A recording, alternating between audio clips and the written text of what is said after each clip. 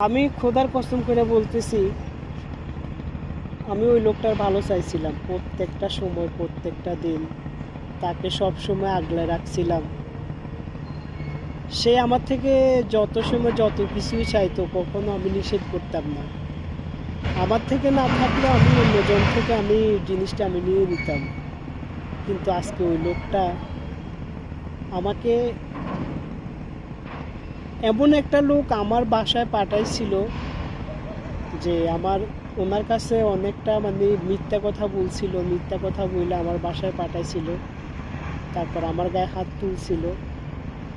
তো আমি শুধু আল্লাহর কাছে শুধু একটা কথাই বলছি যে, দেখো ভাই, উপর আল্লাহ একজন আছে, আল্লাহ তোমার বিচার করবে ঠিকই। আমি কিন্তু ভাই আমার বিচারটা আমি পাইছি। কিন্তু ওই লোকটা আমার বাসায় কিন্তু আমার গায়ে হাত তুলছিল, যাকে পাঠাইছিল উনি। কিন্তু যিনি পাঠাইছিল তার বিচারটা অনেক মানুষের সামনে করছে, কিন্তু আমারটা আমি হাতে হাতে পাইছি। তো তবে আমি একটা কথা বলি, যারা আমার ফেসবুক ফ্রেন্ড আছেন, আমার টিকটকে আমার ফ্রেন্ডরা আছেন, কিন্তু কোনোদিন কেউ যদি অপরাধ করে নয়তো কোনো কিছু করে, কিন্তু যে এসে অপরাধ করছে আমিও তার বিচার করবো নতবা কোনো কিছু, ওইটা করতে যাবেন না। এক মিনিট আল্লাহর কাছে বিচার দিবেন, আল্লাহ বিচার করবে। কিন্তু আমার বিচারটা আমি পাইছি, তো এই জন্য আমি বলতেছি। ওকে, সবাইকে আল্লাহ হাফিজ।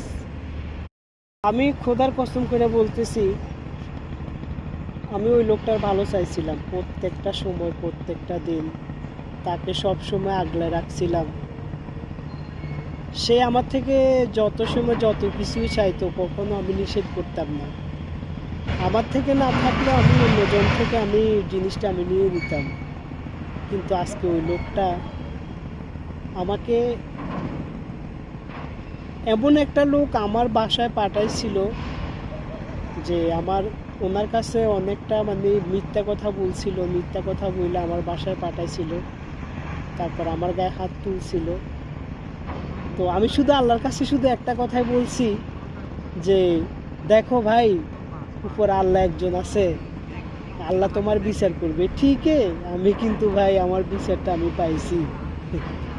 কিন্তু ওই লোকটা আমার বাসায় কিন্তু আমার গায়ে হাত তুলছিল, যাকে পাঠাইছিল উনি। কিন্তু যিনি পাঠাইছিল তার বিচারটা অনেক মানুষের সামনে করছে, কিন্তু আমারটা আমি হাতে হাতে পাইছি। তো তবে আমি একটা কথা বলি, যারা আমার ফেসবুক ফ্রেন্ড আছেন, আমার টিকটকে